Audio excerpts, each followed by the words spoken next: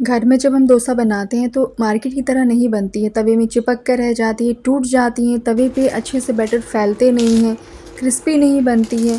और डोसा बनाने के लिए पर्टिकुलर राइस आता है, वो राइस मैं नहीं यूज़ करी, डेली बेसिस में हम राइस खाते हैं, उसी से मैं एकदम क्रिस्पी मार्केट की तरह डोसा बनाकर तैयार करूँगी। ये एक ही बैटर से आप डोसा, इडली, अप्पे सारी चीज़ें बना सकते हैं, सिर्फ मेज़रमेंट का ध्यान रखना होगा। तो कोई भी कटोरी, कोई भी कप आप मेज़रमेंट के लिए सेट कर लें। मैंने एक कटोरी ली है, 1 कटोरी उड़द की दाल बिना छिलके वाली है, और इसी कटोरी से 3 कटोरी मैं चावल ले रही हूँ। चावल जो मैं रोज़ घर में यूज़ करती हूँ खाने में डेली बेसिस पर, वही यूज़ कर रही हूँ। तो 1 कटोरी हम उड़द की दाल लेंगे, 3 कटोरी चावल, साथ में 3 चम्मच तूर की दाल ऐड करेंगे। जो चम्मच मैंने यूज़ किया है रेगुलर बेसिस पे, जो हम चम्मच खाते हैं, उसी चम्मच से मैंने दाल मेज़र की है। और 2 चम्मच मेथी, देखिए ये खाने वाला चम्मच मैं यूज़ कर रही हूँ, बहुत ज़्यादा मेथी हम नहीं डालेंगे, 2 चम्मच काफ़ी है। और मेथी और तुर की दाल यूज़ करने से जब भी हम डोसा बनाते हैं तो कलर बहुत अच्छा आता है डोसा का, इसीलिए यूज़ किया जाता है। अब आजकल चावल में, दाल में बहुत ज़्यादा पाउडर वगैरह लगे होते हैं, तो पानी डाल कर के 3 से 4 बार धो लें, उसके बाद फ्रेश पानी डालकर 4 से 5 घंटे के लिए भीगने के लिए रख दीजिए। तो मैंने 2 बजे रखा था, अभी रात के 8 बज रहे हैं, ये अच्छे से भीग चुके हैं। जो एक्स्ट्रा पानी है वो हम हटा देंगे और थोड़ा-थोड़ा पानी डालकर, ज़रूरत के हिसाब से पानी डालकर पीस लेंगे। एकदम फ़ाइन पीस कर तैयार करेंगे, जितना हो सके फ़ाइन पीसिए। इससे क्या होगी, फर्मेंटेशन बहुत अच्छी होती है। और पीसने के बाद 5 मिनट तक के लिए फेंटेंगे। आप जितनी अच्छी तरीके से फेंटेंगे, ये बहुत ज़्यादा फ्लफ़ी बनती है, और आप चाहें तो हाथ से भी फेंट सकते हैं। अभी बज रहे रात के 10, और रात भर के लिए फर्मेंटेशन के लिए हम छोड़ देंगे। और सुबह के मैं 7 बजे चेक कर रही हूँ, और देखिए किस तरह से जो पूरी बैटर है टोप में पूरी ऊपर तक आ गई है। 8 घंटे में ये बहुत अच्छे से फर्मेंट हो गई है। अब भी गर्मी का टाइम है तो गर्मी में जल्दी हो जाते हैं, अगर ठंडी हो रहेगी तो कम से कम 15 से 16 घंटे लग जाएंगे। ठंड में थोड़ा टाइम लगता है।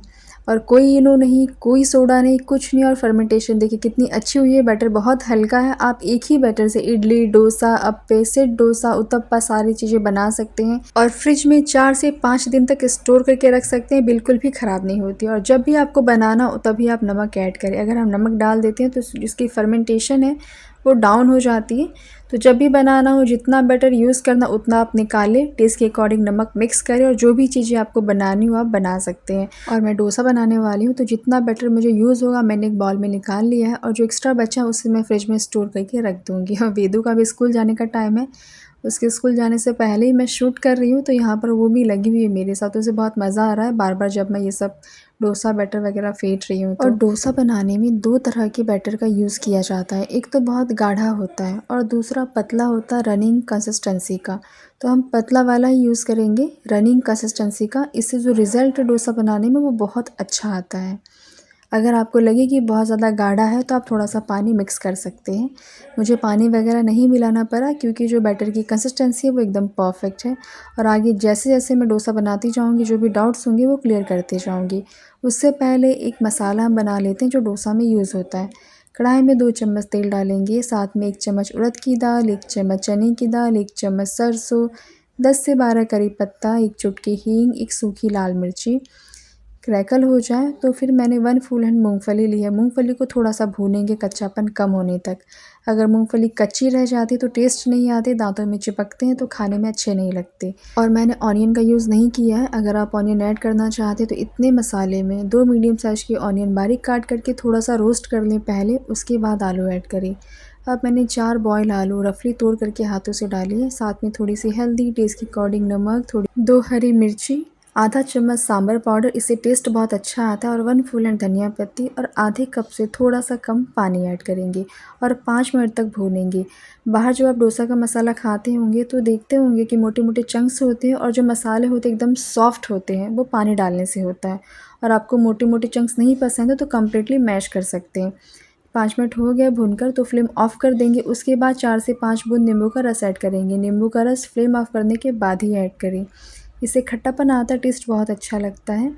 और मसाले तैयार हैं, आप रोटी के साथ, चपाती के साथ खा सकते हैं, और डोसा के साथ तो परफेक्ट है ही है। अब मसाले रखते हैं साइड में और बना लेते हैं डोसा। तो मैंने अपना तवा निकाल लिया है, रेगुलर वाला, मतलब ये स्पेशली डोसा बनाने के लिए ही है। मैं हमेशा इसी पर डोसा बनाती हूँ। और साथ में चाहिए कटोरी में थोड़ा पानी और एक साफ़ सुथरा कॉटन का कपड़ा।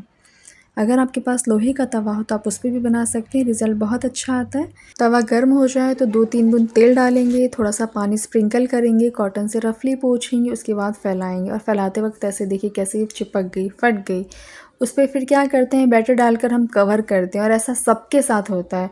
फिर हमें लगता है कि मार्केट जैसा डोसा नहीं बना और इससे क्या होता है, टेक्सचर डोसे का मोटा हो जाता है। और कभी कभी तो डोसा तवे में से निकलते ही नहीं है, सेंटर में से निकल जाती है लेकिन साइड साइड से कॉर्नर पे चिपक कर रह जाती है। तो ऐसा क्यों होता है, क्योंकि तवे को हम अच्छे से गर्म नहीं होने देते हैं।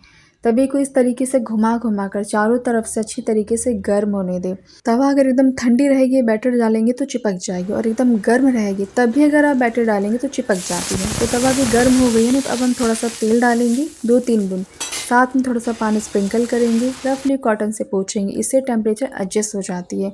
उसके बाद देखिए इस तरीके से हम डोसा फैलाएंगे और डोसा ऊपर से कुक हो जाए, हल्की सी ड्राई हो जाएगी, उसके बाद ही हम तेल या बटर लगाएंगे और स्पैचुला से इस तरह हम स्प्रेड करेंगे, देखिए 4 से 5 बार। इससे क्या होगी, जो डोसा है ना वो पतली बनती है, क्रिस्पी बनकर तैयार होती है। चेक कर ले, अच्छा कलर आने दे। और अगर आपको स्पैचुला से रोल करना नहीं हो रहा है ना, तो आप क्या करें, हाथों से ही रोल कर दें, कोई प्रॉब्लम नहीं है, बहुत सिंपल है बनाना। और जितनी बार भी डोसा बनाएंगे 2-3 बूंद तेल डालेंगे, थोड़ा सा पानी स्प्रिंकल करेंगे, रफली कॉटन से पोंछ लेंगे, उसके बाद ही डोसा का बैटर फैलाएंगे। एकदम परफेक्ट डोसा बनाने के लिए डोसा का बैटर तो इम्पॉर्टेंट है ही, साथ में तवे का टेम्परेचर भी बहुत इंपॉर्टेंट है कि तवा कितना गर्म होना चाहिए।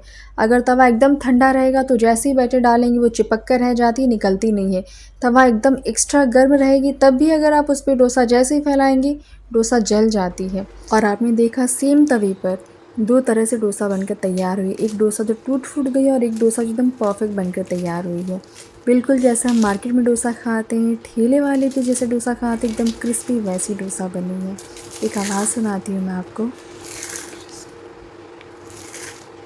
बस 1-2 बातों का ही ध्यान रखेंगे और स्ट्रीट स्टाइल डोसा घर में बनकर तैयार हो जाएगी। एकदम 100% फुल प्रूफ रेसिपी है, नो फेल रेसिपी है। अगर ट्राई करते हैं तो कमेंट करके मुझे ज़रूर से बताइएगा। वीडियो अच्छी लगी हो तो ज़्यादा से ज़्यादा शेयर कीजिएगा और लाइक करना मत भूलिएगा अगर रेसिपी पसंद आई हो तो। बाय।